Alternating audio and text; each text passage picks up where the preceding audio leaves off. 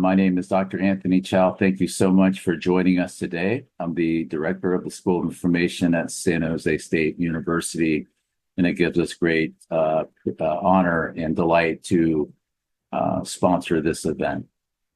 Thank you for joining us and welcome to our celebration and recognition of Black History Month.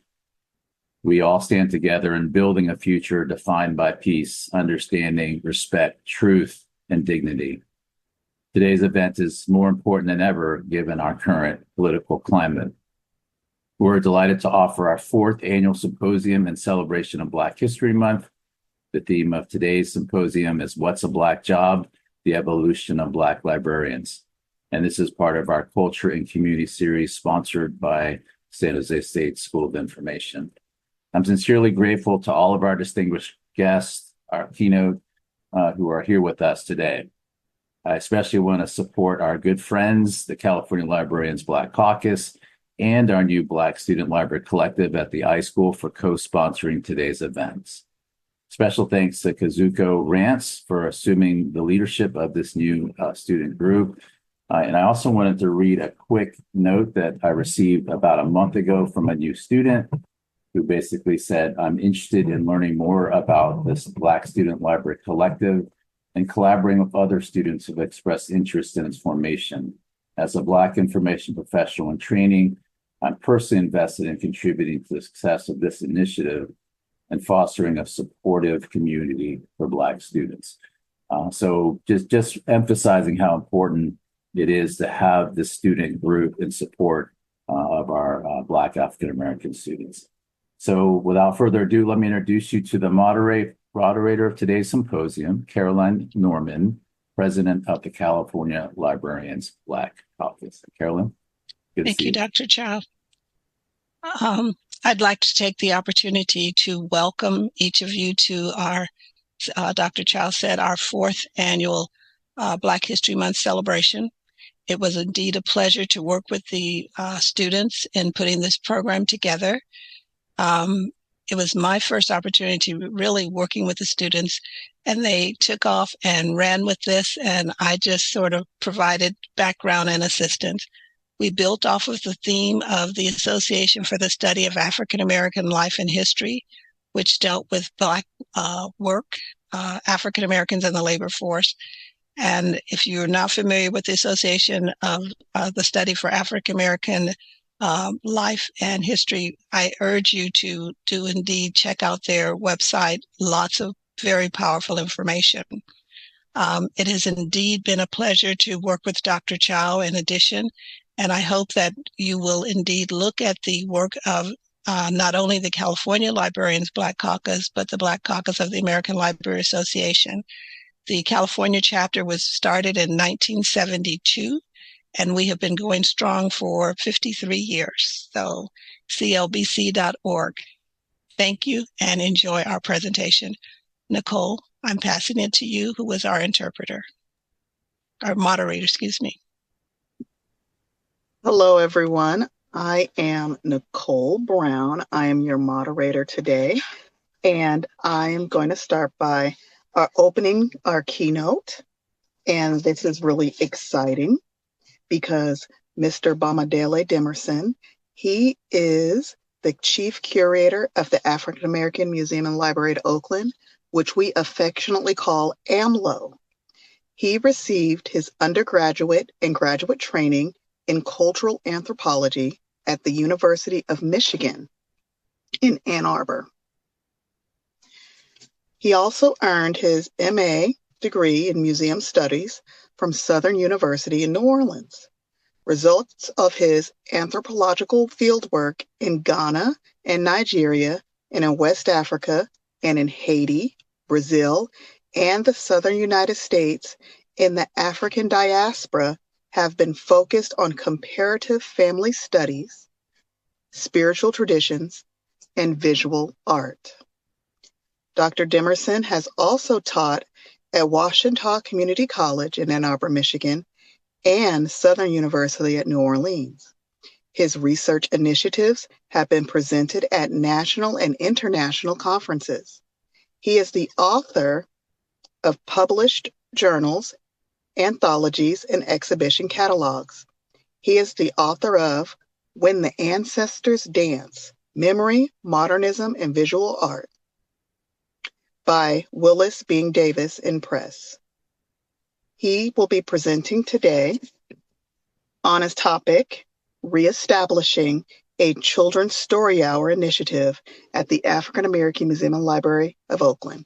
And I'd like to welcome to you Mr. Bomadele. Thank you.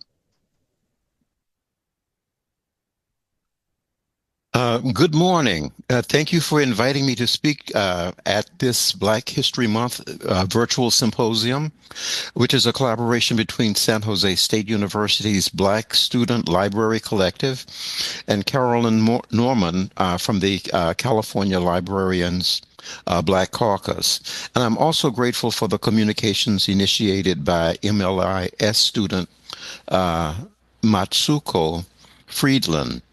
I certainly believe that museums and libraries should function as safe places for the very young to learn about African American experiences.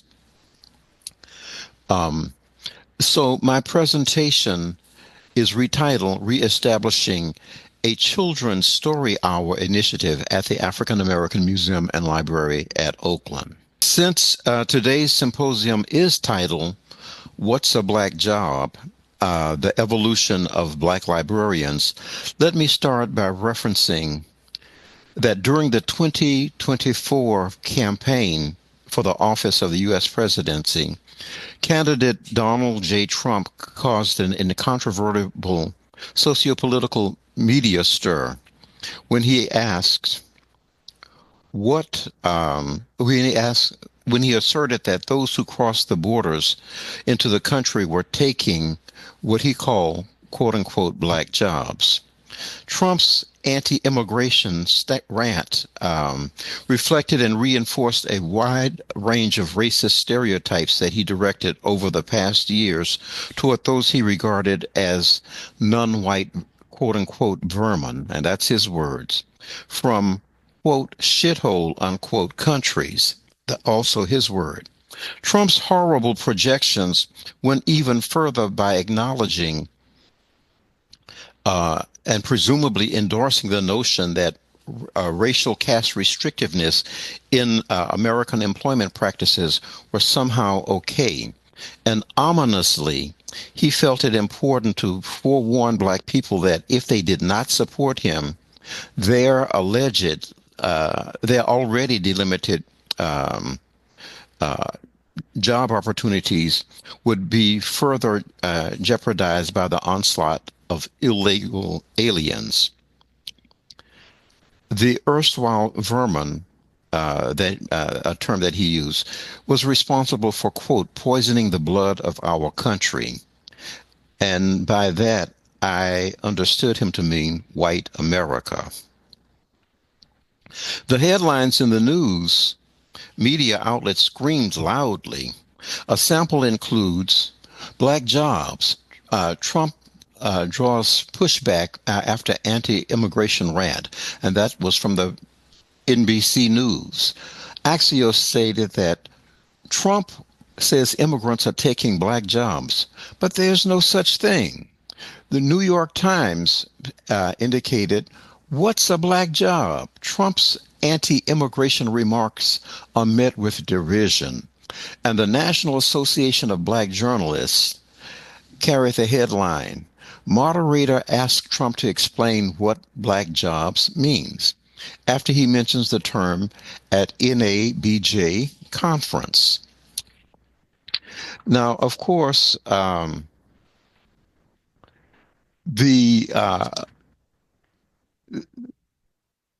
we do know that the Association for the Study of African American History has black labor as its theme. And those are indeed black jobs because people occupy those spaces. But I think that Trump meant something a little different. And so we have to be very careful. So I say, what is a black job? And what is a serious black job?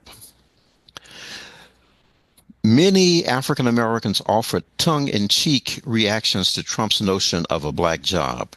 Therefore, I would frame my discussion reestablishing a Child's Story Hour initiative at the African American Museum and Library at Oakland as my serious black job.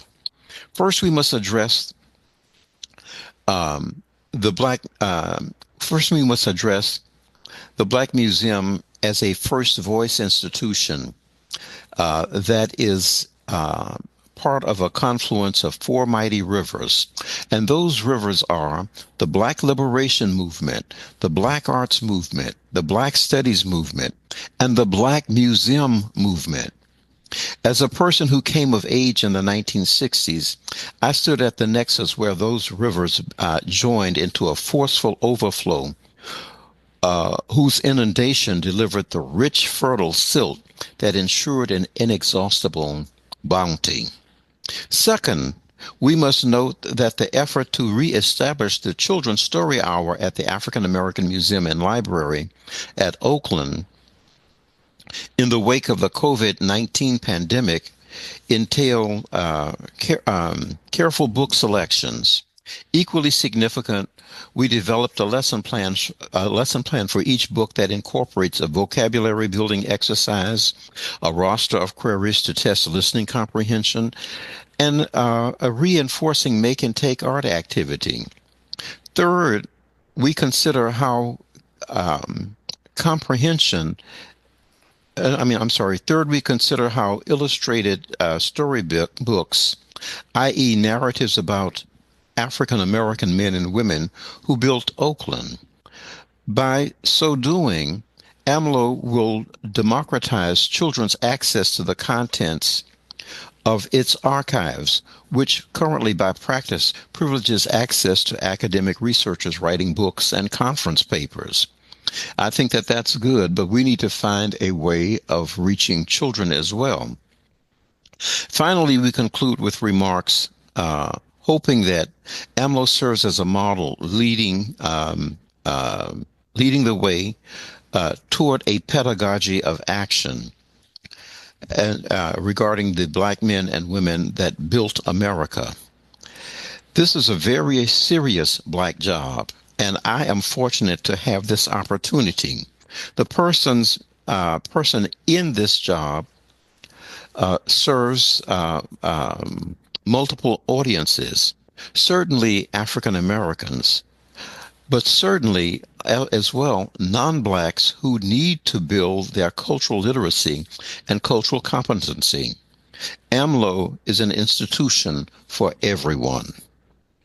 The African American, so first I want to talk about the museum as a first voice institution.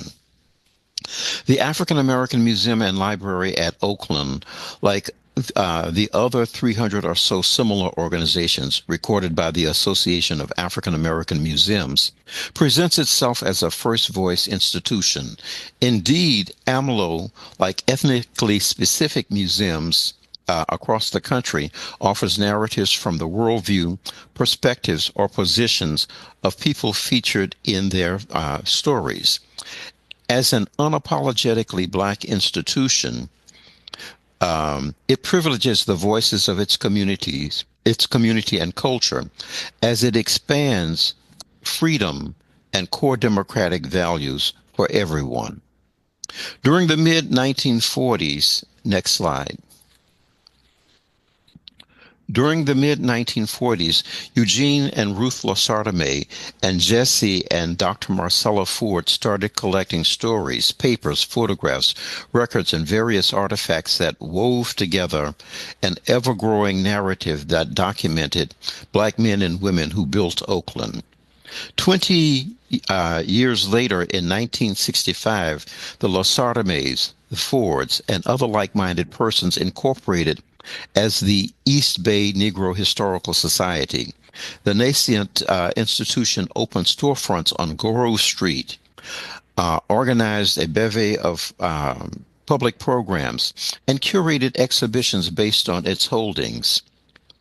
After years of continued growth, the group moved the contents to the Golden Gate Branch Library of the Oakland Public Library System and changed its name to the Northern California Center for African American History and Life in the 1980s.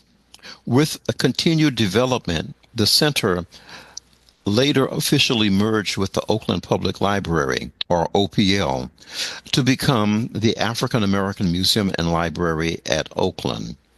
Next slide. In 2022, it moved into the rehabilitated Carnegie Building at 659 14th Street, a Beaux Arts edifice that once served as the public library. Next slide. And so this is the museum now. A dream envisioned since the 1940s had become a reality. AMLO houses a museum with a long-term exhibition and changing galleries. A non-lending library, a seed library, and a set of archives that includes more than 175 collections. Researchers from all over the globe consult the archives, a valuable resource to explore documents related to pioneers, prominent families, houses of worship, social organizations, and political associations active or once active in the Bay Area. Next slide. Much of the collection is available with finding aids via the Online Archives of California and the digital gateway Calisphere that provides access to collections in libraries, archives, and museums throughout the state of California.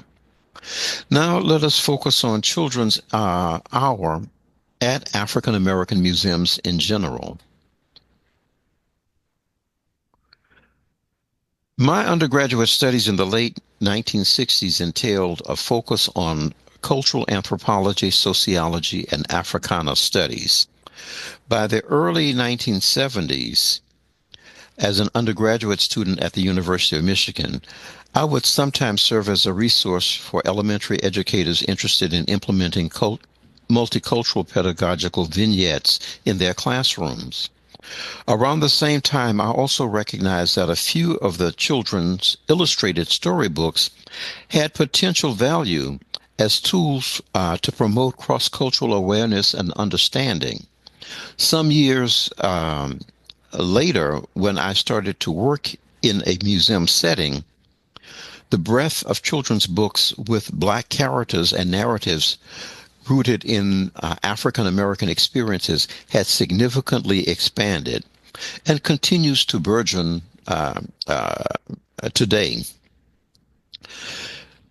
When I affiliated with the International Civil Rights Center and Museum, or ICRCM, in Greensboro, North Carolina, as the curator and director of programs, I implemented a children's story hour for those between the ages of 5 and 9. Shortly thereafter, I became the executive director of that institution. But under my leadership, the program ran from 2010 to 2014. And when I disaffiliated with that institution, the program continued. Next slide. ICRCM was established in the former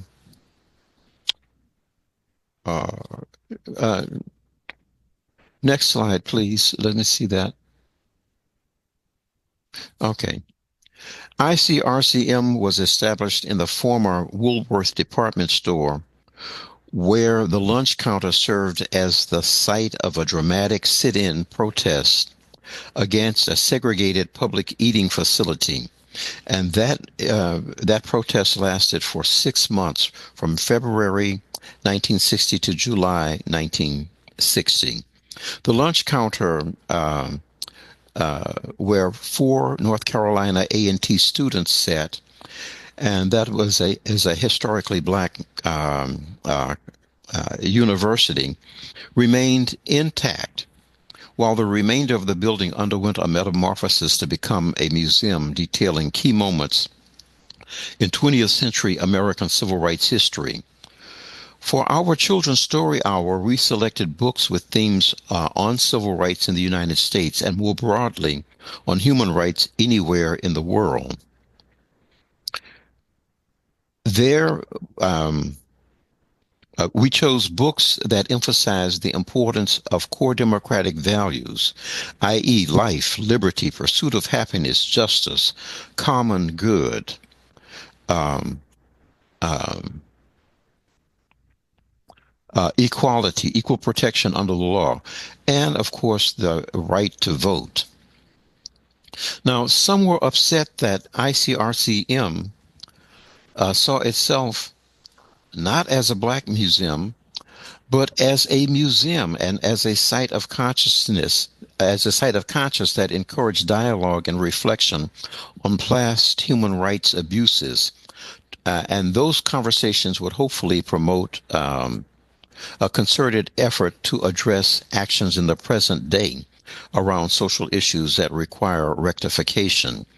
Many did not like Blacks positioning themselves at the center to service as a site where cross-cultural stories of the struggle for human dignity could be told. Now, interestingly, that criticism came from both Blacks and or both African Americans as well as European Americans, and some who were not members of either of those groups. And so it left me with the impression at that time that everyone trusts whites to tell the varied stories of the many members of our society, but Blacks should exclusively focus on just their stories, quote unquote. It's like their Black job. Finally, our focus included included books that encouraged character development. In Greensboro, the Civil Rights Museum was able to establish a connection with students at the School of Education at North Carolina A&T University, who were seeking fulfillment of their lab hours working with elementary school-age children. So the North Carolina A&T students worked as interns with ICRCM, and we were able to develop a great program. Now, in 2019, I became the chief curator for the African American Museum and Library at Oakland, or AMLO as it is called, which is a branch of the Oakland Public Library. Although OPL had a storytime program for toddlers, I wanted to provide a service to those a bit older, those 5 to 9 years of age. Moreover, AMLO had a well-developed library of many volumes that could support the proposed programs. And so we had many children's books, many children's storybooks that had been published over the past several years. And we're continuing to acquire more. And those books place Black people at the center of an adventure. Such publications possess the ability to educate and entertain while inculcating the listener with a profound sense of cultural literacy. The engaging narratives convey information that can prompt interest, invite exploration, and encourage inquiry. Indeed, the portrayals of captivating characters, places, and incidents in many picture books facilitate vicarious journeys through which children can identify and examine their own actions, values, morals, and feelings.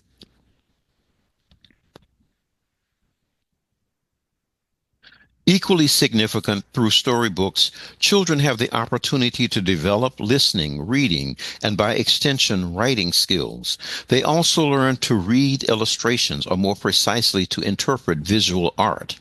Using storybooks, this program encourages children to examine the life and lore of African American peoples. In fact, Narratives promote a familiarization with key topics, concepts, personalities, places, and incidents central to developing cultural literacy in African American experiences. The planned program existed against a backdrop that African American parents, next slide, please, that African American parents did not sufficiently read to their young children. However, AMLO would have an adult read to the very young minors and thereby offer them adventures in African American culture and history. Next slide. Indeed, this would be offered to any child who walked through the doors of AMLO. And here I have just a selection of books indicating the Black jobs that African Americans have held over the years. Harriet Tubman, a freedom fighter. Langston Hughes, a writer, and so he told us, I too am American. George Washington Carver, a scientist, a botanist. Simone Biles, an athlete. Phil Freelon, an architect. And Mae Jemison, a science who reached to the stars. These were Black jobs.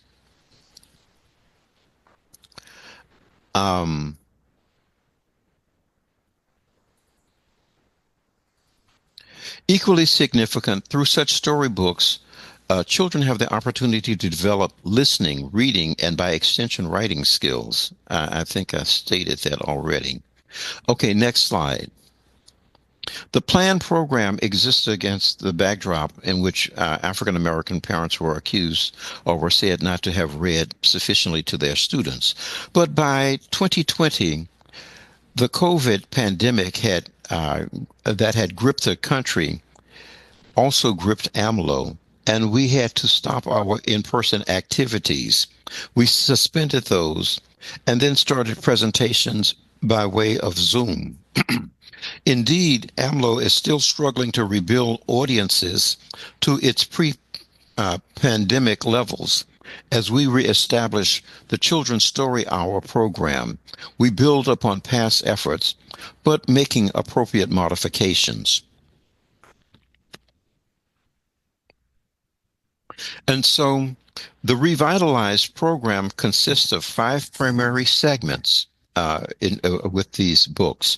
The first segment, we would need a facilitator to introduce the book and conduct a vocabulary building exercise. This includes a review of a roster of keywords used by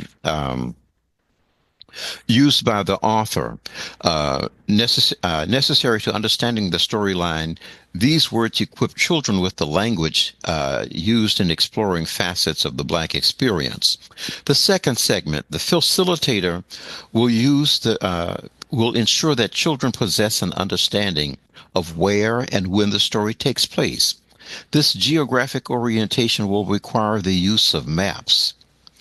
The third segment, a staff person or a volunteer will read the story and simultaneously discuss the illustrations in the book and raise queries to the children to help to prompt them to engage in the discussion as well. The facilitator, after the story has been read, will share a few questions intended to gauge the children's listening comprehension, recall, and reasoning. The questions should prompt children to provide answers and engage in discussions with each other. And in a family-friendly setting, parents or adult caregivers may also dialogue with the children and thereby give an opportunity for the elders to reinforce expected attitudes, behaviors, and values.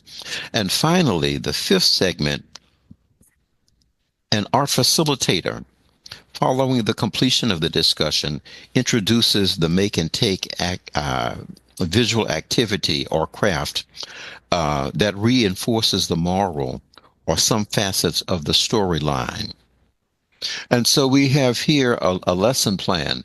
The plan includes a book where you can find a recording and listen to it, a synopsis of the book, and the objective. In this case, I Have a Dream speech, which is illustrated by Kadir Nelson, is to the objective is for us to learn about Dr. King's call for a new America that provides freedom, justice, and equality for everyone, regardless of race.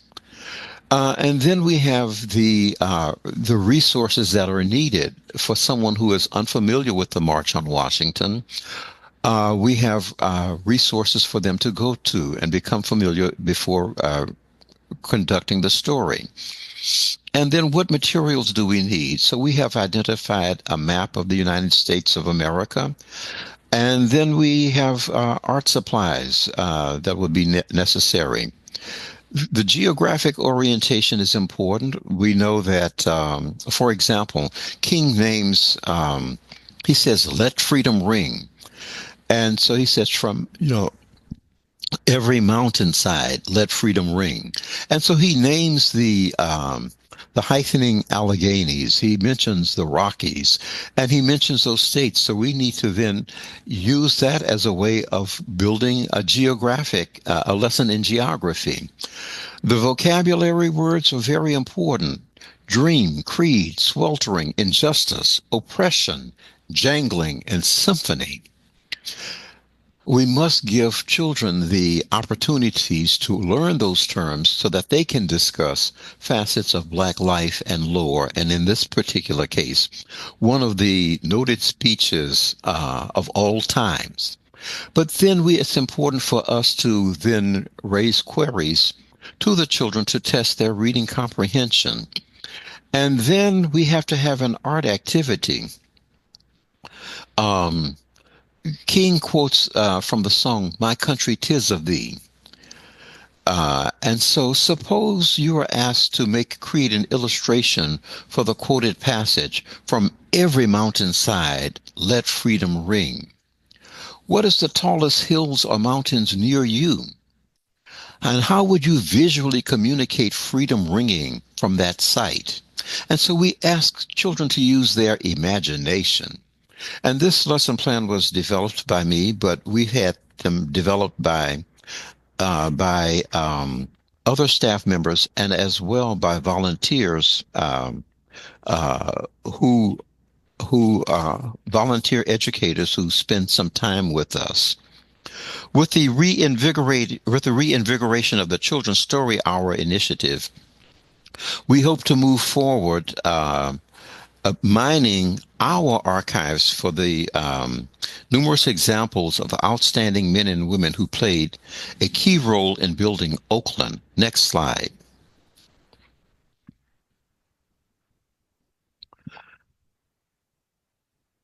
And so we have, and then the next slide, please.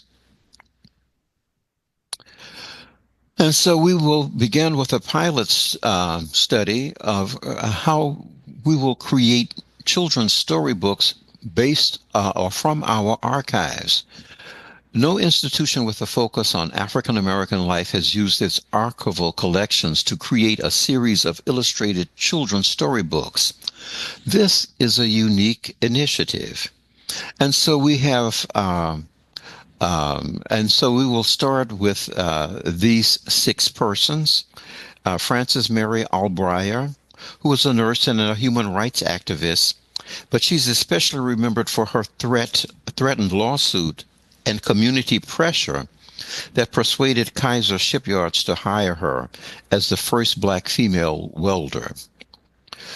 C.L. Dellums, a labor activist, is best known as the organizer of and leader of the Brotherhood of Sleeping Car Porters. He also grappled with the issues of police brutality and the deplorable conditions impacting Black agricultural workers. There is indeed Ida Louise Jackson, an educator and philanthropist who holds the distinction as the first African-American woman to teach in Oakland's public schools and the first Black woman to teach in a California high school.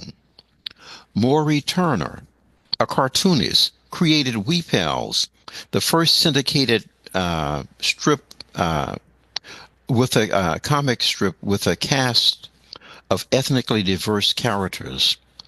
In 1970, he served as the co-chairman of the White House Conference on Children and Youth. Ruth Beckford, a dancer and choreographer, performed with the legendary Katherine Dunham and directed the Ruth Beckford African-Haitian Dance Company. She also created or helped to create the free breakfast program, which was certainly a signature program of the Black Panther Party. And then Benjamin V. Williams, a reporter for print and broadcast journalism, gained award-winning distinction as a CBS affiliate KPIX. He was the first African American television news reporter in Northern California. All of these persons held black jobs, and they executed their jobs with a fine-tuned precision. Next slide. And there are many more stories of black men and women who built the Bay Area and California too. And however, we have only a few that we are listing here today, and so. From an abolition, a civil rights activist, Jeremiah B. Sanderson, to Annette Bruce Hudson, who was a proprietor of Annette's Charm School. Well, I don't think that we have charm schools today. No institution with a dedicated focus on African American life and lore has used its archival collection to create a series of illustrated storybooks. What AMLO proposes is a unique initiative. To accomplish this project, however, there is a set of sequential steps that we must follow. Next slide. We must secure funding. That is, we need to write grants, applications, and secure the funds to do the work. We must convene focus groups to determine what narratives might excite children and maintain their interest. At least one of the groups should be comprised of elementary school-age children. Another would focus on elementary school educators, and one filled with community stakeholders, very broadly defined. We need to define the pilot project with a focus on a small number of books, maybe 6 books that will allow AMLO to learn how to refine the process of engaging writers, illustrators, an art director, and a project manager for the production of the illustrated storybooks. The books in the pilot study will focus on both male and female subjects in equal numbers. We need to require commission writers and illustrators to meet periodically in a workshop class to engage in research on the assigned heroic subjects. The commissioned writers and illustrators will receive instructions from the consulting coach. The commissioned writers and illustrators will also engage in collective peer critiques. Now, we are assuming that we will not have writers who have written children's books before. And so we want to draw from our community and from those who are writers and those who might be new to this profession, but it will serve as I would like to think, an intellectual and an economic stimulus for our area. We need to develop a style guide to ensure some degree of conformity when creating the books. We need to for example, the stories, illustrations should appeal to those in grades K through 3. And each book should adhere to a word count of between 600 and 1,000 words. Next, we need to commission educators to develop lesson plans. We must identify the master educators For each book, the lesson plans will adhere to the same format. Teachers will consult pedagogical standards identified by the California State Department of Education in 3 areas: English language arts, history and social sciences, and visual arts. Then we need to confer with schools of education, with the faculty in area universities, to develop meaningful experiences for students, the future teachers, to earn lab hours observing and working with elementary school age pupils. And we must utilize the project to increase archival donations, develop an exhibition. We must develop an exhibition on the initial publications. Moreover, that would promote the project as an opportunity to procure donations for archival materials regarding Black men and women who not only lived in Oakland, but who in fact built Oakland. African American men and women who built Oakland poses a unique opportunity to democratize access to the contents of archival materials held by AMLO, with a special focus on children.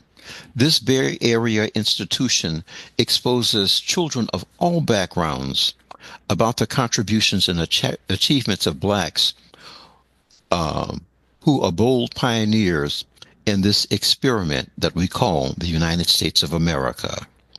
What is a Black job? In my case, it is an opportunity to cultivate an understanding and appreciation of Black culture. It is an opportunity to engender self-awareness. It is a serious job. I do not take it lightly. Next slide.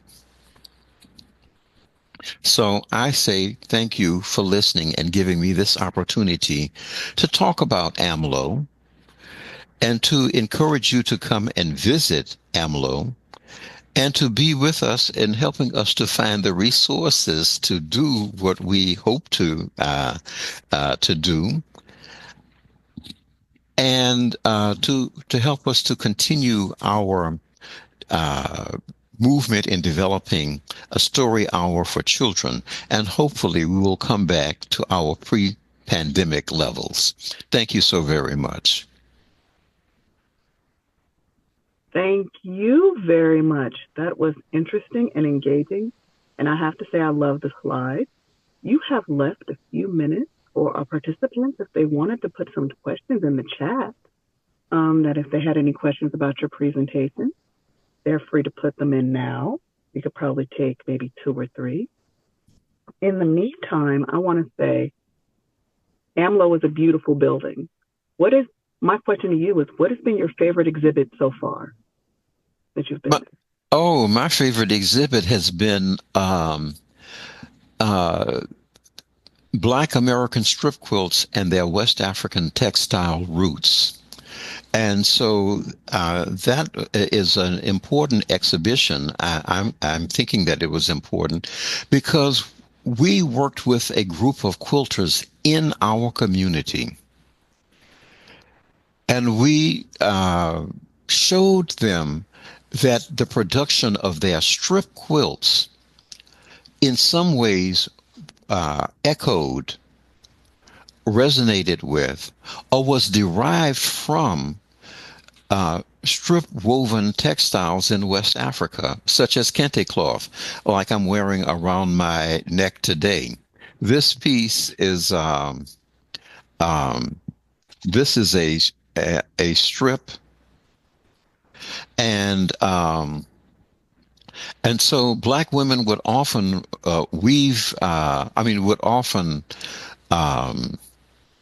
create, piece together quilts in strips, and then sew those strips side by side to form a larger textile unit, in this case, the bed cover, the quilted bed cover. But that's also what people did in West Africa when they wove the quilts. They would sew them, wove the textiles, they would sew them selvage to selvage to form the larger textile that can be wrapped and worn or used as a cover for a blanket, depending on what society you're in. And so the women were surprised to see that their work really, in fact, resonated with Africa. And we took that exhibition and opened it at the National Museum of Ghana in Accra, the capital. And then we traveled it from there to New Orleans to Southern University's Museum of Art. And from there, this last installation was here. So that was my favorite because it was a way of showing our Africanity without preaching it over and over. And so often we have the impression that and in fact, we have lost so much of our Africanity. But this everyday item is a way of saying that your grandmothers, your great-grandmothers, and your great-great-grandmothers held on to this tradition and passed it on. And so we have Africa at our root and our culture and society today. Thank you for that question. And thank you. Thank you for your time today. I noticed we didn't have any questions in the chat, and that is okay because you probably answered all of them in your presentation. So what I am going to do is I'm going to follow along to our panel discussion. And before I do that, I want you to know, take care of yourselves. Take your breaks if you need to. We're not going to break during this presentation because we're on a timeline and we want to be respectful of that. But if you need to get some water, use the restroom, this will be recorded. So please take care of yourself. Now for our panel discussion. It is on Black leadership in the past, present, and future. And we have some dynamic people here. I want you to go to the agenda and read their full bio. For the sake of time, I am going to shorten them. We have Miss Aisha Haig. She is currently the manager of archival services at the College of Charleston Avery Research Center for African American History and Culture in Charleston, South Carolina. She is responsible for the collection development, their programming, their instruction, their reference, and administrative duties. Yes, she wears all those hats. She has been the co-PI on digitization and oral history grants totaling approximately $2.1 million. That is impressive. And you can talk a little bit more on how she did that later. She served as the vice president for programs for the Association for the Study of African American Life and History. That is also the people who make the theme for African American History Month. She previously served on the Black Metropolitan Research Consortium in Chicago, Illinois, and she is the Illinois State Historical Records Advisory Board. Ms. Heckel has BA degrees in English and Textual Studies and African American Studies from Syracuse University and a Master's of Library and Information Science from the University of Illinois. Let's please welcome her. Our next panelist is Ms. Babasi. Now, she has research that is concerned with the relationship and tensions between the values of librarianship and its realities.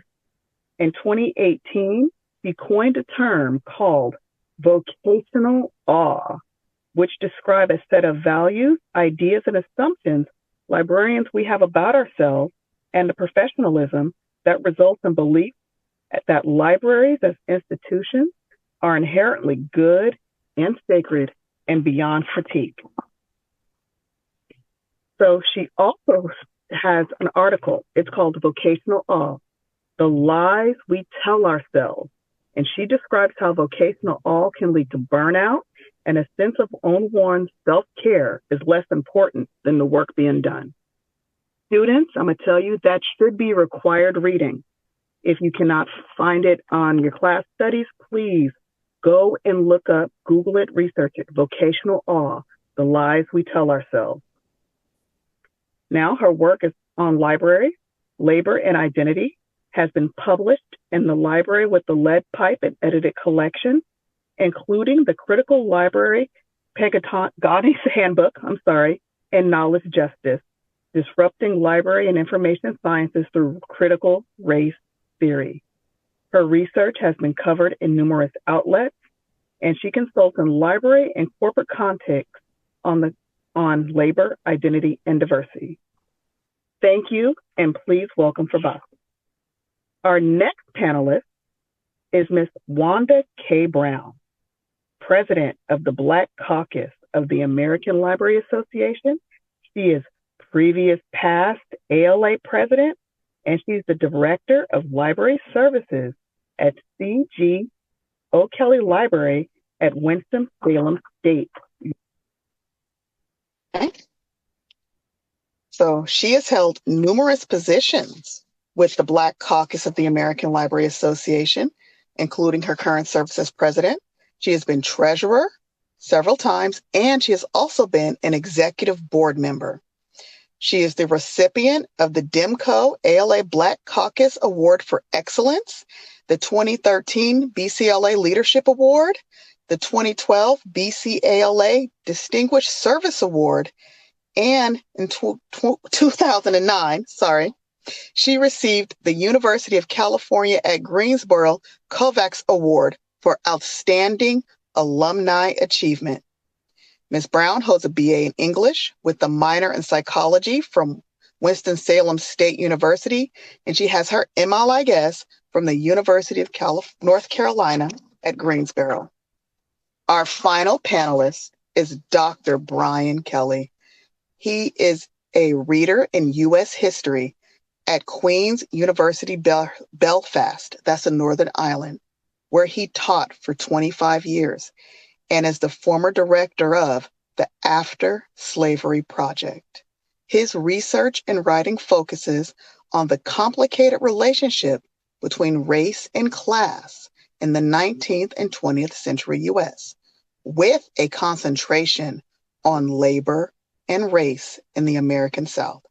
He has published extensively on topics ranging from labor abolitionism in the antebellum North to the 1968 Memphis sanitation strike, in which the Reverend Dr. Martin Luther King Jr. was assassinated.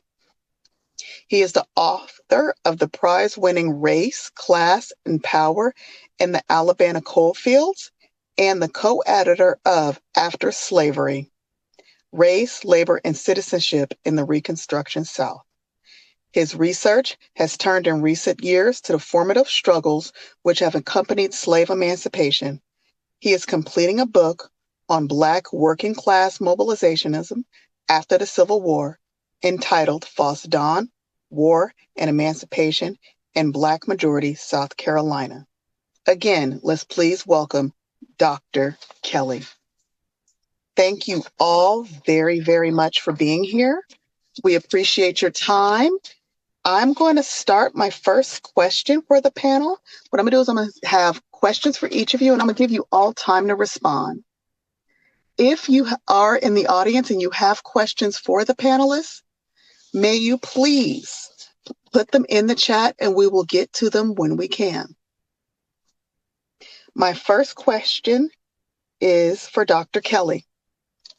What role do libraries play and museums in educating the communities about labor rights and advocating for workers, particularly in the Black community? Yeah, thanks very much, Nicole, and for the invitation for the panel, and to the distinguished panelists for having me along. Very happy to be here. So I think that especially in the period that I look at in my work lately, which is about really Black workers in the immediate aftermath of emancipation, that is between 1865 and about 1880, almost everybody who looks at the South in that period comments on the kind of deep hunger for education, literacy, numeracy among people who'd been denied all of that under slavery. And it's clear to me, even before there's kind of an institutional base, that is, there aren't libraries really as such that exist, there aren't really archives, but there are individuals within the Black community, especially in South Carolina, where I'm looking at. And I've worked in the Avery Center. I'm very glad that there's somebody from that archive here. That there are people who are committed to a kind of collective emancipation, a collective freedom for former slaves, and who understand from the very outset that education, knowledge, access to really democratic culture is a central piece of winning freedom. That is, people want land, they want a decent livelihood, they want to be lifted out from under the domination of their former enslavers. But deeply connected to that, I think, is the project of education, literacy, and access to books and reading materials. There are lots of reports from the South at the time of white Northerners who go south and who were stunned by the fact that everywhere they look, in the streets of Charleston, for example, teamsters and draymen, older men whose job it was all day long to move merchandise about the city in carts, in between their runs would be sitting either with an alphabet book or with some kind of simple reading to attempt to acquire the basic elements of literacy. And I think this has been packaged too often in kind of popular understanding.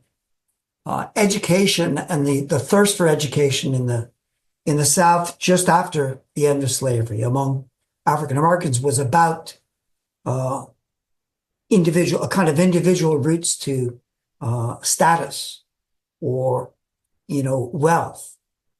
Everything that I've seen suggests that education meant, just as the ballot did, just as access to land did, was a piece of the route to freedom, really, collective freedom for 4 million former slaves. So I hope that brings you somewhere along the line, Nicole, but happy to come back later.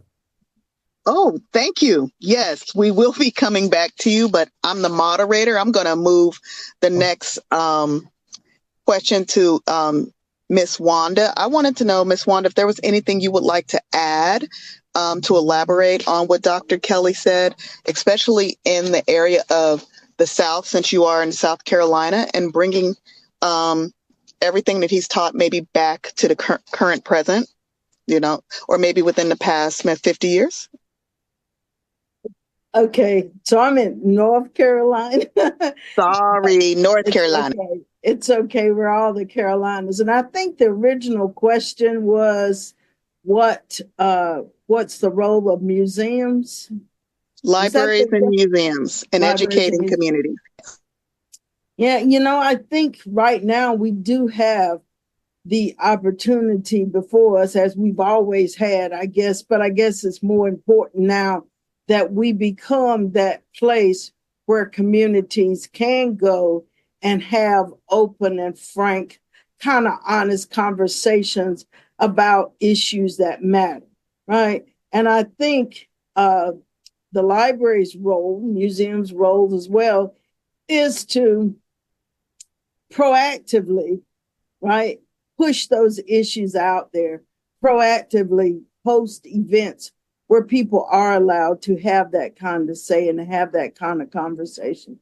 And also on a college campus, I'm going to add that it's also our role to educate our community of users around issues that matter as well. And sometimes when you're in the student role and you're not necessarily thinking about the larger implications of things around there, if you think about how many stories of students when they were in school are now called upon. I'll give you a better example. Here at Winston-Salem State, Stephen A. Smith went to school here. So you remember how many times ESPN has reached out to my archivist here to say, tell us this, or do you have pictures of this? So this is the role of institutions to preserve the history before we even know it's going to be a relevant history, right? We're the keeper of the stories, but we also have to be proactive in our stance around that, going out there. We like to collect oral histories here, going out into the community, talking to people in the community who have influenced the day-to-day lives of the communities. I hope that answered your question, Nicole. It did. It answered it very well. Thank you. I do have a follow-up. However, I wanted to forward to Fabasi. Understanding everything that's been discussed with the relevancy of, being the culture keepers, and that is a huge responsibility. How do we balance that responsibility and that importance against, feeling overpressured and having, and maybe like feeling like it's something we have to do and not something we want to do and that we love to do? How would you recommend librarians of any librarian, Black librarians, anybody, to balance that responsibility with passion? Yes. Hello and good morning again, everyone. So when it comes to vocational awe, I always like to say that there is nothing wrong with being passionate about your work. There's nothing wrong with loving your work, your job.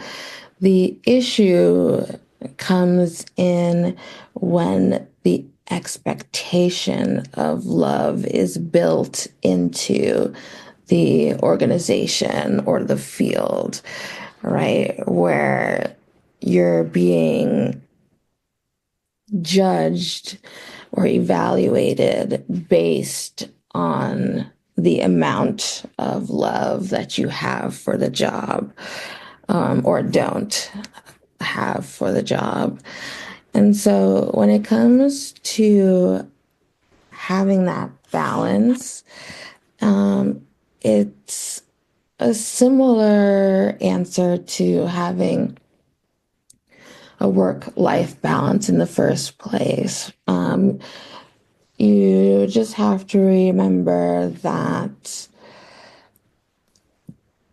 as much as you love doing the work, it isn't your whole life, right? And so you want to make sure that you're still leaving time for your community, for your family, for your friends.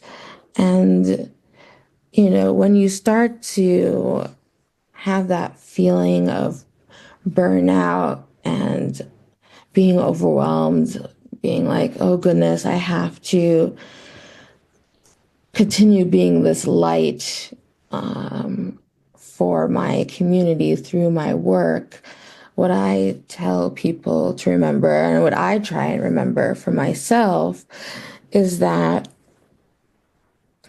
your advocacy doesn't have to be through your work.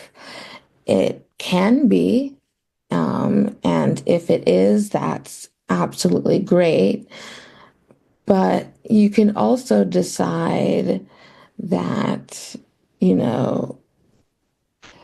for the month of February and March, I'm just going to do my work and then go home. And I'm going to focus my advocacy on donating to mutual aids or to to protesting in the streets or boycotting a certain company or product. There are so many different ways to be an activist that your work as a librarian does not have to be that end all be all to being an activist. And so if you feel you're getting burnt out doing it through your workplace, you can slow down or stop entirely, right? And so that's what I always try and remember for myself as well.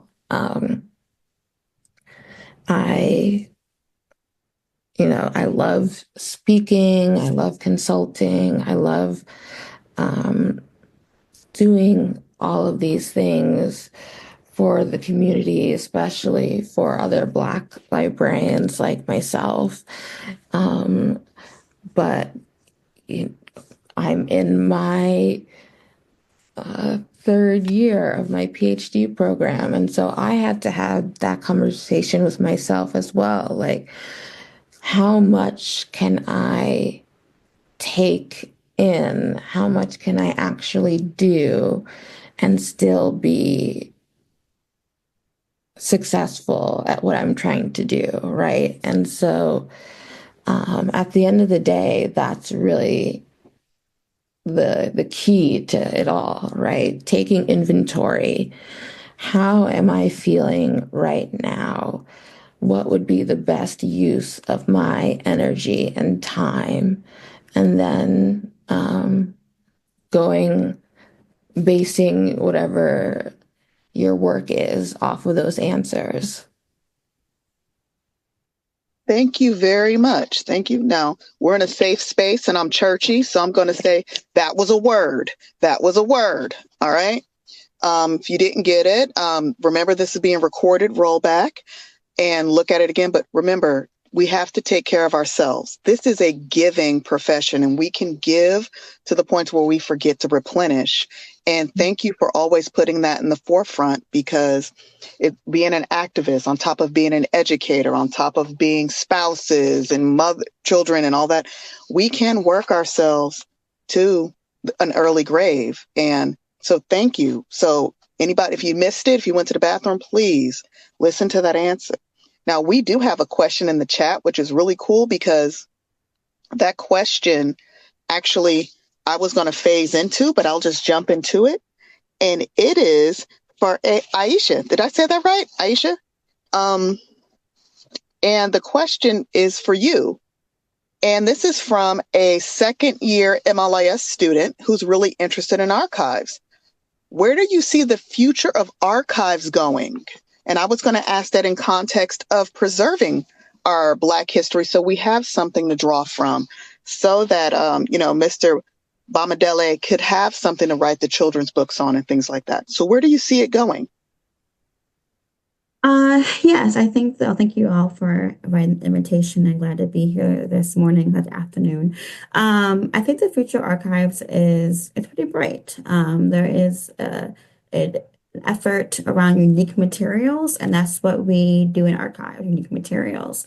And so we work with community members and other big businesses, churches, families to collect the materials. And it's all about education, under helping community understand what is valuable, what's historical, and then work with those communities to either donate the materials to an archive or to create their own archives within their own institutions. So one of my fields of study is looking at community archives and how our communities preserving their own history.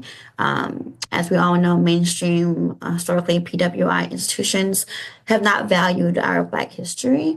And so as a result, a lot of communities have mistrust of archives at bigger institutions. And so it's about those archives, those archivists trying to make build community, build trust relationships with those communities that have not been seen as valuable, but then also understanding the knowledge base of communities about their own history and respecting that knowledge, and then either incorporating those archive collection into our spaces, or helping them establish their own archives in the community. And so, but also helping those, if they want to do it in the community, helping them understand the best practices and what they need to do to make it a successful and sustainable endeavor.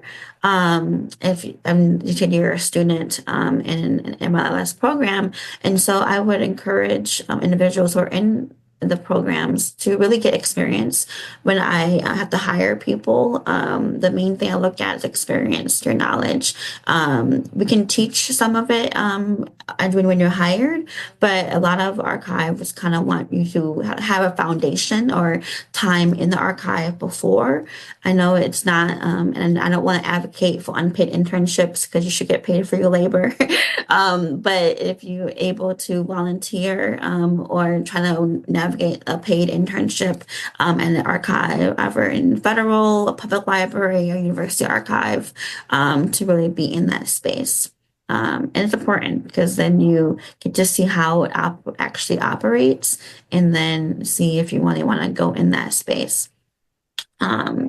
Also want to just note that archives, there's many different avenues to be an archivist. There's public services, there's technical services, there's audiovisual materials, there's digital archives. If you have a computer science background, so any kind of your interest, you can find an archive for you and get different kind of experience no matter your personality. Thank you. How is the IMLS funding with archiving, has that been an issue with the university systems, or in your experience with Trump removing DEI from federal programs? Has that been an issue for you now? Yes, I should say yes. We're still waiting.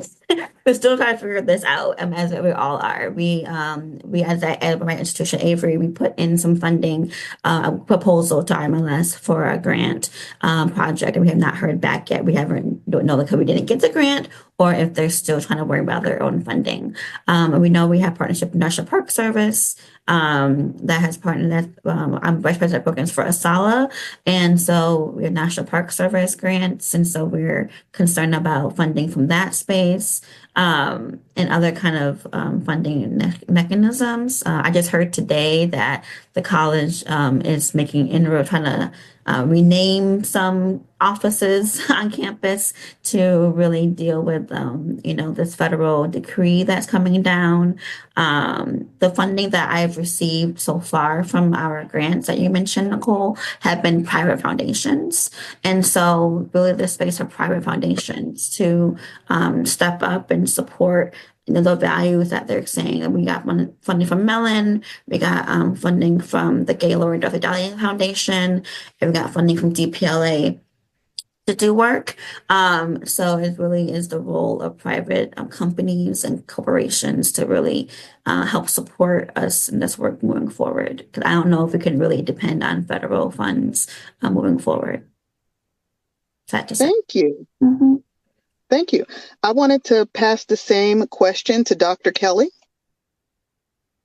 Yeah, I think nobody knows precisely what things will look like in a couple of months, but I think overall the situation is probably fairly bleak in terms of public support for the kind of archival holdings that we want to have access to and we want people to have access to.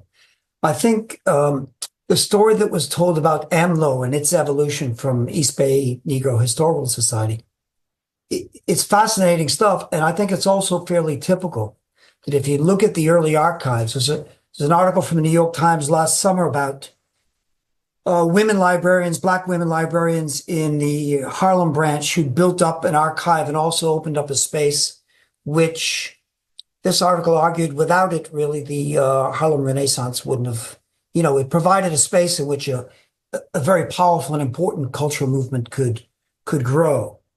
I think that there are people with a lot of power at the moment who don't want those spaces to be available and who don't want them to grow.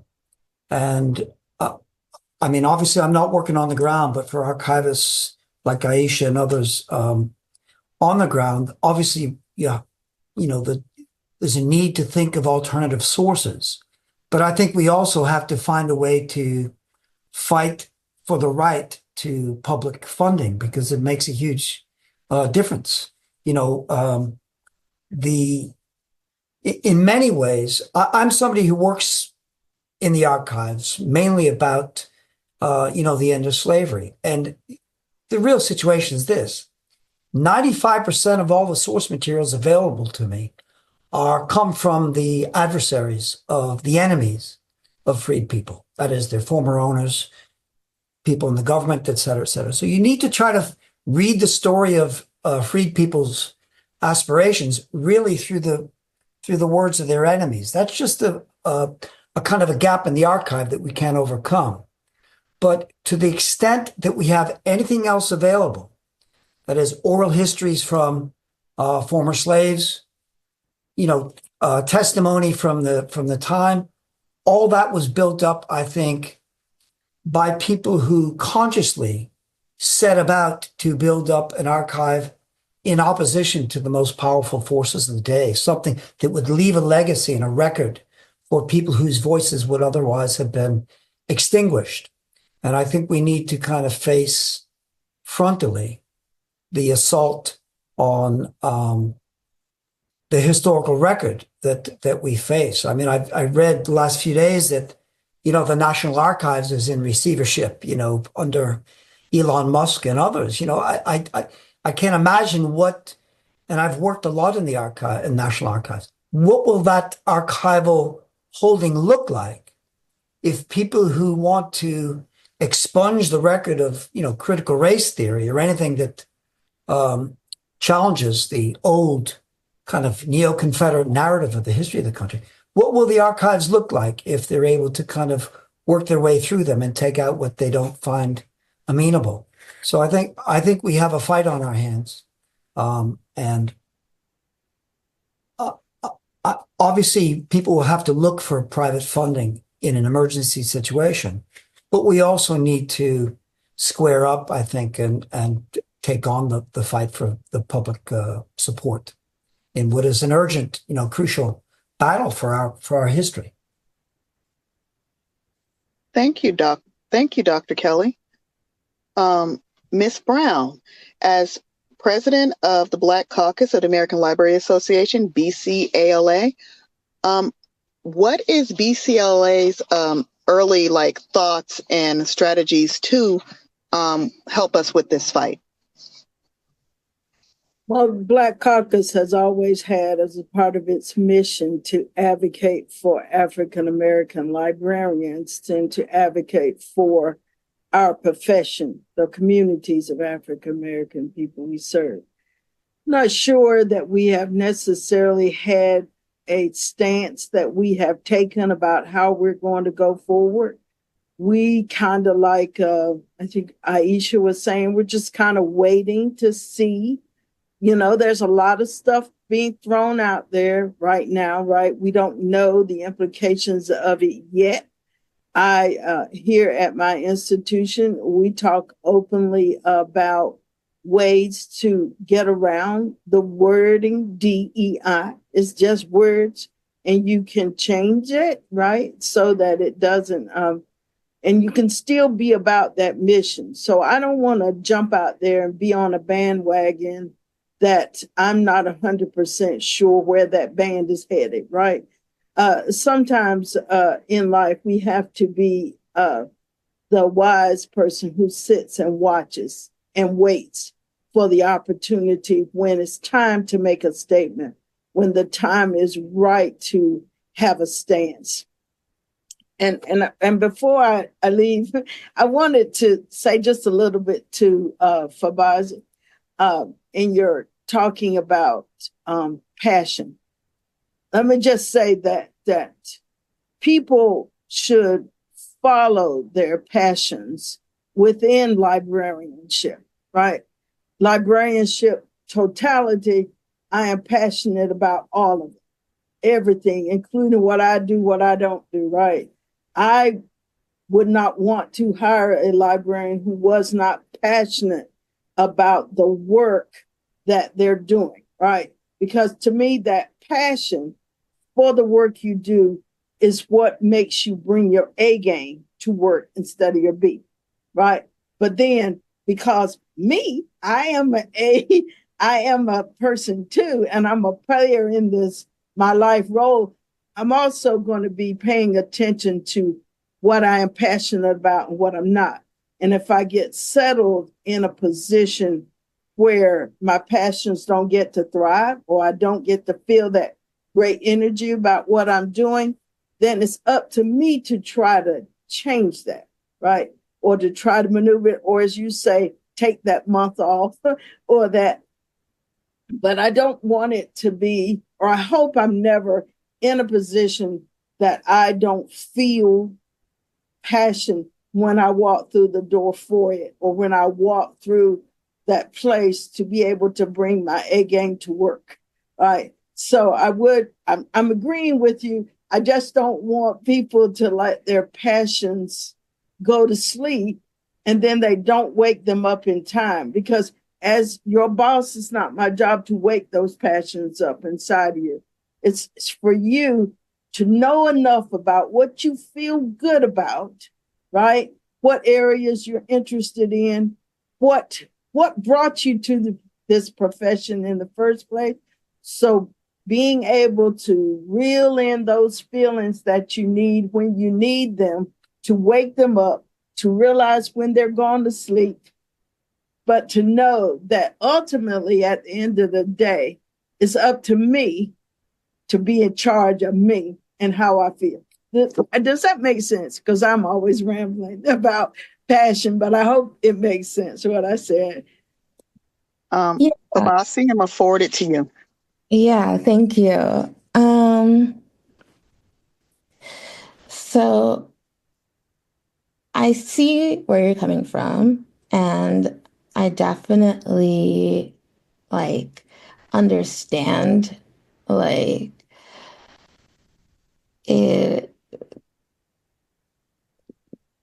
as if you're someone who's in the hiring process, you are obviously going to feel more drawn to someone who seems very passionate about the work that they're doing, and the work that you're potentially hiring them for.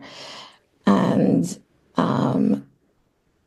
again, I would never tell, someone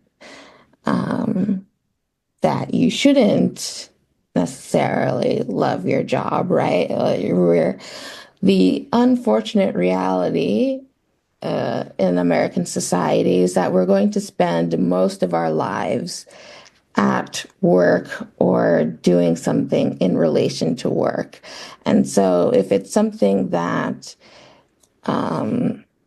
you don't like, that can make the time very grueling.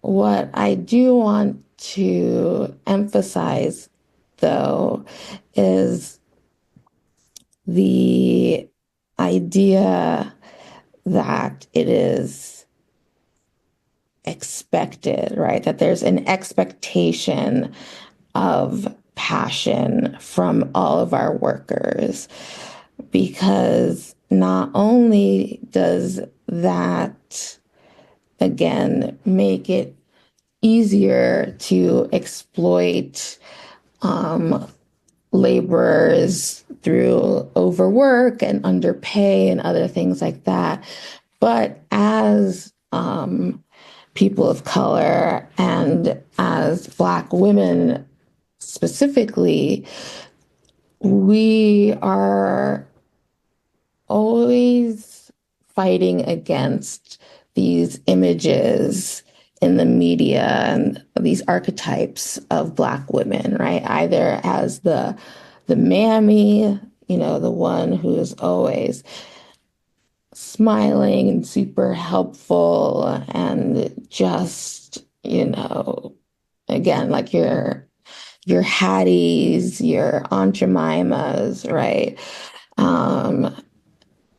And then on the other hand, you have your angry Black woman, right? Where if we aren't constantly smiling and happy, we're seen as uncooperative, we're seen as troublemakers, we're seen as uncollegial, right? And so we are doubly affected by that expectation of passion within a workplace. And so when I say that the issue comes from the expectation, I talk about it because of this idea that if we aren't seen, right, we know the field of librarianship is already extremely white, right? We know that the culture of white supremacy is very much a part of librarianship. And we are already fighting against a lot to be in the field. I want to make sure that we as library workers have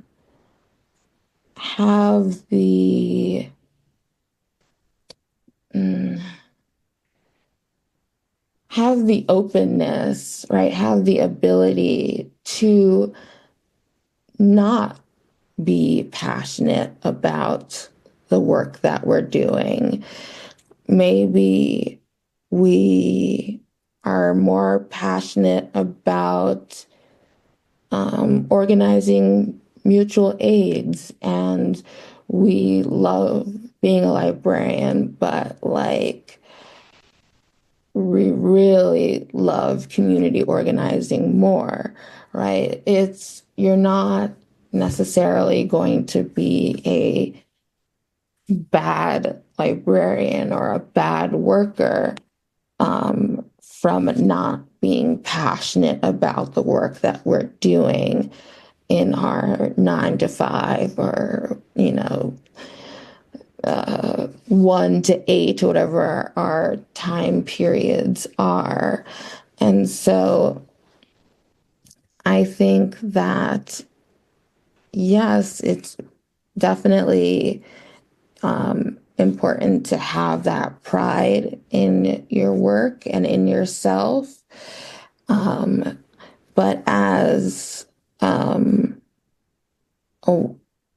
a Black woman, as a laborer within this capitalistic society, we also want to make sure that we are giving ourselves grace. We want to make sure that we are letting ourselves be open to not being passionate all the time, and to make sure that we have community, to make sure that we are still doing those sanity checks with other people of color around us. In many places, we might be the only person of color in our department, in our library even.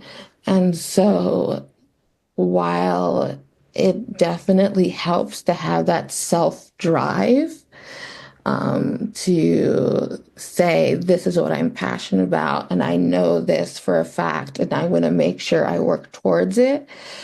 We also want to make space for those who, you don't know what you don't know, right? And so maybe you go into the field thinking, oh, I'm going to be an archivist because I've really enjoyed this, and this about archiving. Like, I love working with primary source materials. I love working with audiovisual materials, or, whatever it might be. And then you realize as you're going through the job that actually the teaching, the instruction is what is calling me a little bit more, right? And so having that community, and having a supervisor or a mentor who can see that in you if you don't necessarily see it in yourself and bring that out is also very important. And, at the end of the day, we all have rent to pay or a mortgage to pay. And so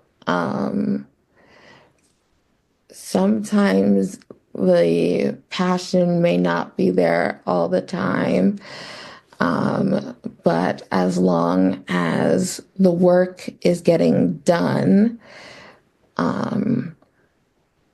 I find that to be more important than the emotional presentation of while the work is getting done, if that makes sense. I have to say it does to me. I always ask, what does passion look like? So one person could be passionate, but they could be introverted and quiet.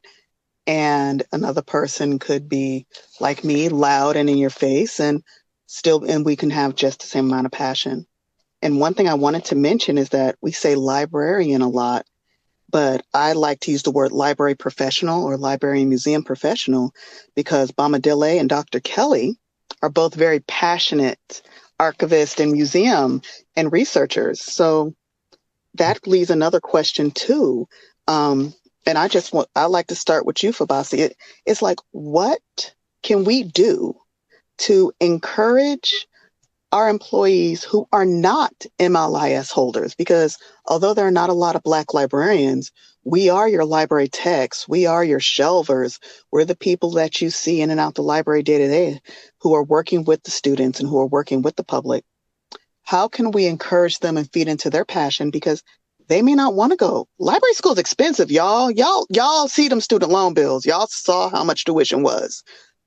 And someone may I love libraries, but librarian, not for me. How can we encourage that Black person, that even non-Black person, to be a librarian or not be a librarian, be a library worker at their comfortable level and not make them feel bad because they don't want to get student loans and get that MLAS? Yes.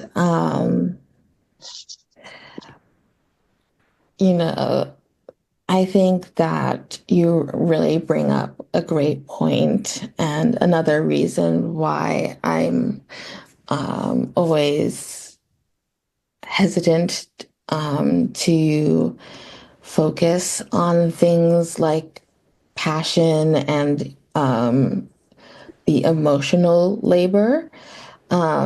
We know that librarianship is a caring profession. It's a caring field. It requires a lot of emotional labor to begin with. And so when we say that having that passion is important and that we should always be striving towards the degree, right? We do end up leaving library workers who don't have the degree out, right? And we do make it easier for things like burnout later in the professional career. And so, what I would say to those who don't want to have the degree, the MLIS, but like working in libraries, like being a library professional, is to understand that in many ways, when we talk about libraries, like we will conflate the building with the actual work being done. We'll say, oh, the library, put on such a great exhibit, or that library puts on a great town hall every year, right? And when we describe it like that, right, we're dismissing or not acknowledging all of the actual labor being done by the people, right? Because the library is just a building at the end of the day. It's the people, with or without the degree, that make the services run, and what gives the community all of the amazing things that they look forward to, right? And so one way to do it is, again, to always make sure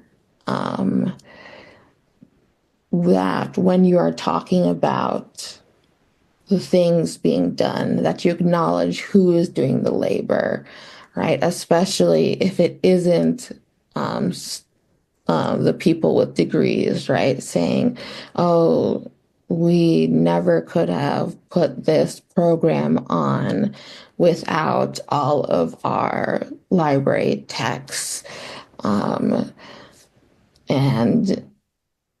Or making it very clear at the beginning of the conversation like this, right? To say, oh, when I say librarian, I'm not limiting it to those who have the MLIS.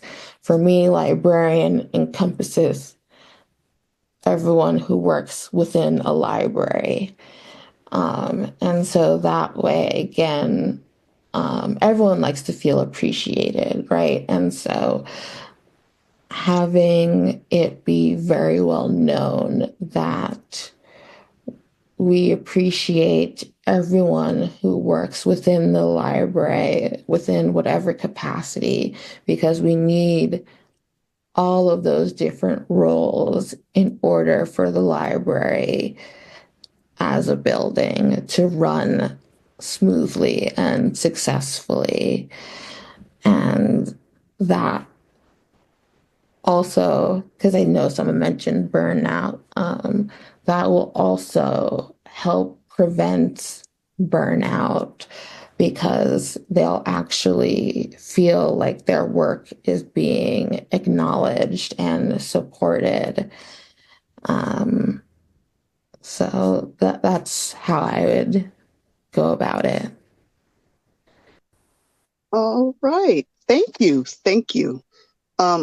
We have time for one more question. I'm going to start with Ms. Aisha, because when they talk about burnout and people in different professions and those of us, I want to ask you, how can current library professionals, Black librarians, Black senior library assistants, how can we mentor the next generation of library professionals?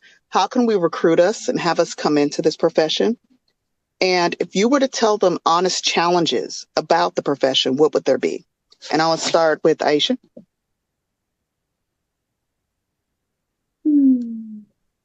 Yes, mentorship. I think being available and being open for conversations with incoming students. So attending conferences or doing sessions like these help to make people aware of the Black professionals that are available. SAA, the Archivists of Color section has a directory of Black archivists and memory keepers. And so I say if people are interested in this field, they should check that directory out and see if there's anyone in their region that they can reach out to, and or if external region reach out to them as well. Many of the Black librarians, archivists that I know are very welcoming and want to hear from new professionals and to mentor them and bring them into the fold. To and honest, it is a tough field, especially in talking about having me have to move or being flexible of hiring locations. If you are looking to be in a space that is dedicated to preserving Black history, luckily I am to work here at Avery, where our focus is Black history and Black collections.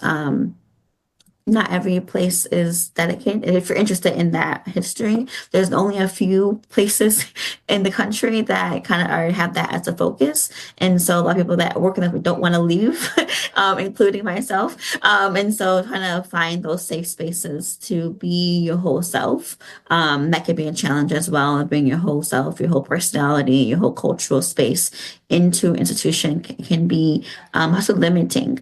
I know some places people get age, there's sexism, there's ageism, there's racism, even within safe spaces. And so having the support network from your cohort, and then also attending conferences and being in those spaces, other Black librarians and archivists is very important.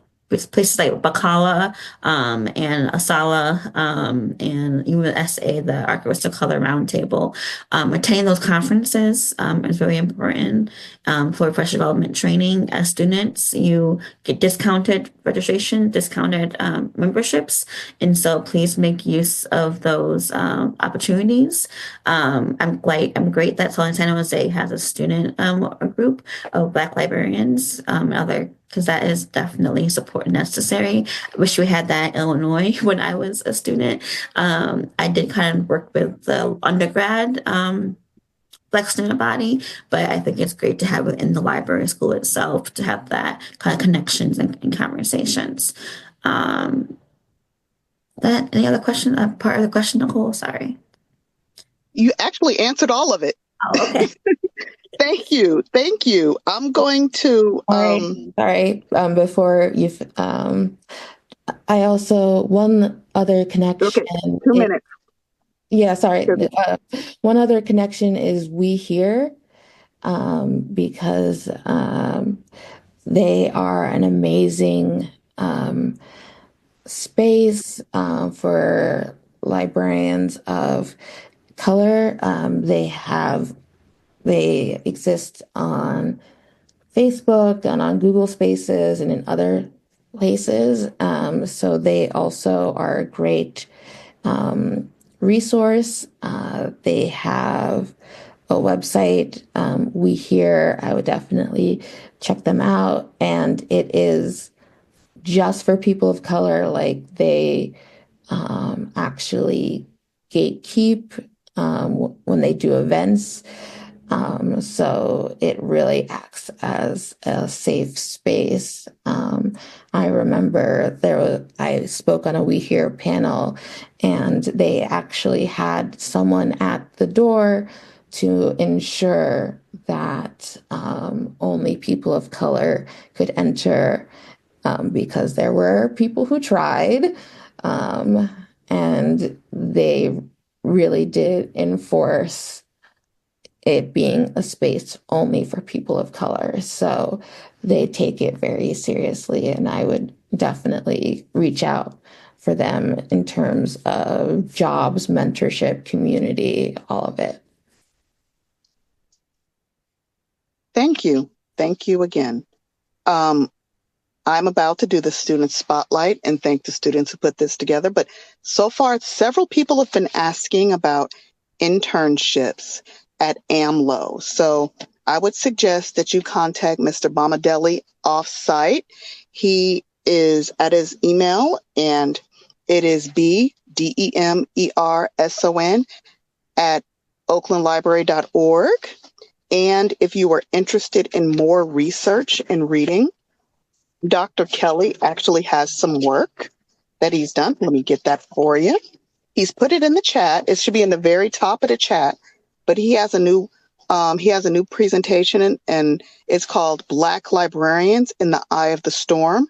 That is his website is live, and that is also available in the chat. I wanted to end this conversation and panel on that note, because we could talk about this for hours, but there's only so much time you can be on Zoom. We do have to get to those jobs, whether we're passionate about them or not, and y'all got homework to do.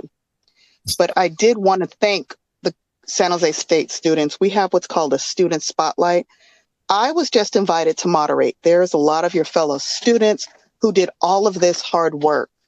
And if the slides can come up, I would love to introduce you to them. And I don't have slides for this.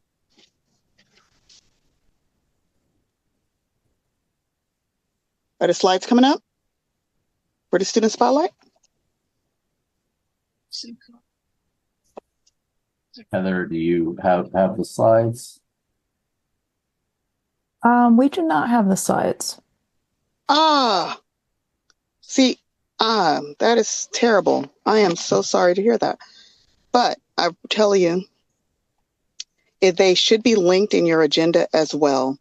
So the first person is Kazuko Rance.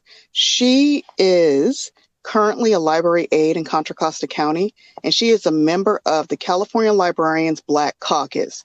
If you are on this Zoom and you are in California, you can be a member of the California Librarians Black Caucus. And Carolyn is here, the president, and she can tell you more information about that online. And Kazuko was also a member of the Black Caucus of the American Library Association.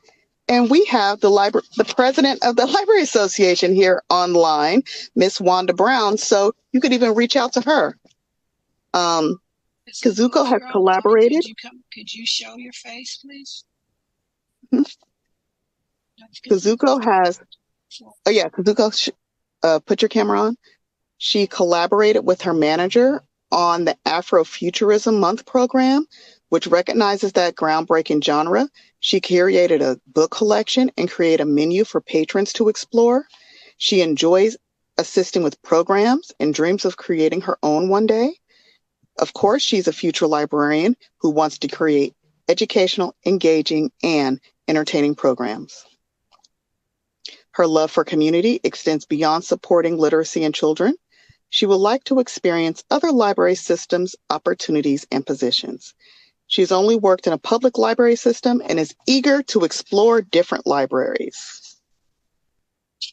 Our next wonderful person is Miriam Ellis. Now, Miriam does not work in a library yet, but she has spent her life inside of one. The library has always been a safe space for her, and that is the kind of environment she hopes to create when she eventually works in one.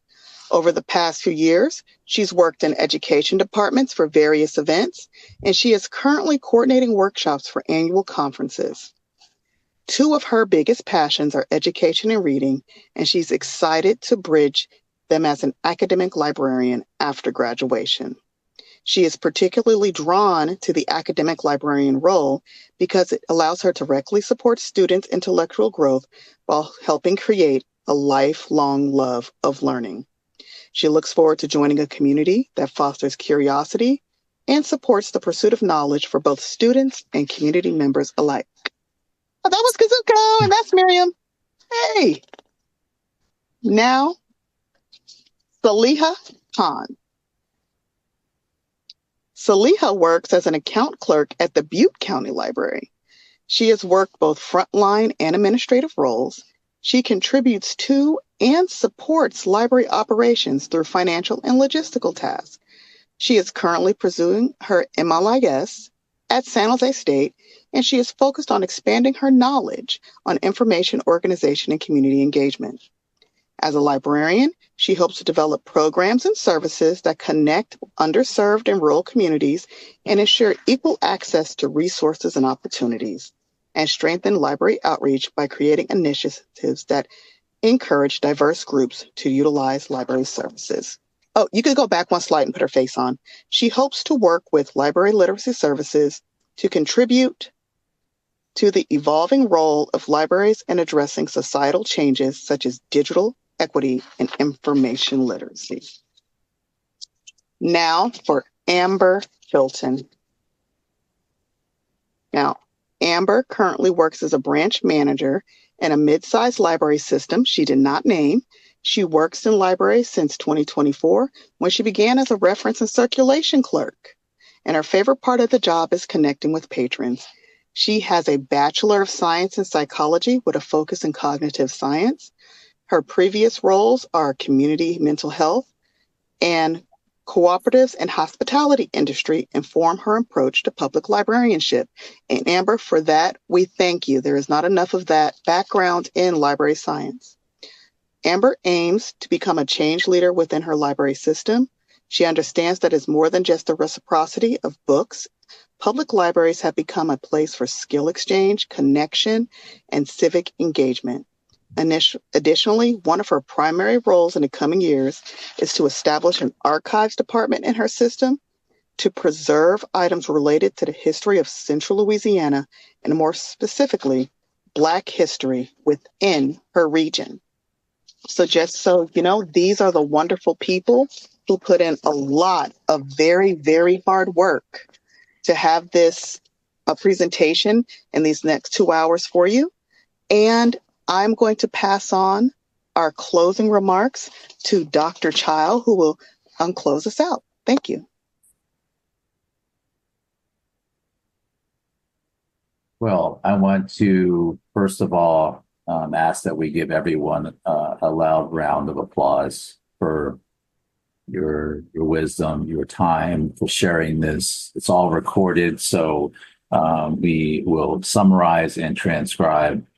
And we are actually writing an article now on the 3 years worth of wisdom from 9 different National Heritage Month celebrations. So thank you for being who you are. Thank you for your leadership, and thank you for being inspirational. Also want to special thanks to Carolyn for her leadership and the California Librarians Black Caucus, as well as our Black Student Library Collective. I also want to thank our dedicated staff and students who have worked so hard to make today possible. In particular, Nicole Purviance, our Director of Marketing, Vivian Zuo, our Events Coordinator, Alfredo Alcantar, our Zoom guru, and really does so much for us, Matsuko Friedland and Nicole Azoff, who are our student assistants. And then I know we have Heather and Claire, who have also supported today as well. I want to also mention that a full transcript, the recording, and a summary of today's event will be posted on our website within the next couple of weeks. And I'd also encourage you to subscribe to our Culture and Community Symposia channel. Let me put that one in the chats. So please subscribe to that. It has really close to 4 years worth of symposia and reportings as well. And finally, I want to share with you our lineup. So we have Women's Heritage Month coming up, and that is going to be led by Loida Garcia-Febo, former ALA president, and quite a lineup she has arranged. We will also be holding a Deaf Culture and Community Symposia, an Asian Pacific American Heritage Month Symposia, and then a Juneteenth Day celebration, all coming up in the next couple of months. So again, thank you very much for attending. Stay strong. Let's work together to I think, be the change that we want. And thank you for your role in that. So have a wonderful day. It's great to see Wanda and so many of our friends, and keep fighting the good fight. So with that being said, have a wonderful day. Thanks again for attending. And I'm sure I'll see many of you soon. Thank you, Wanda. Thank you.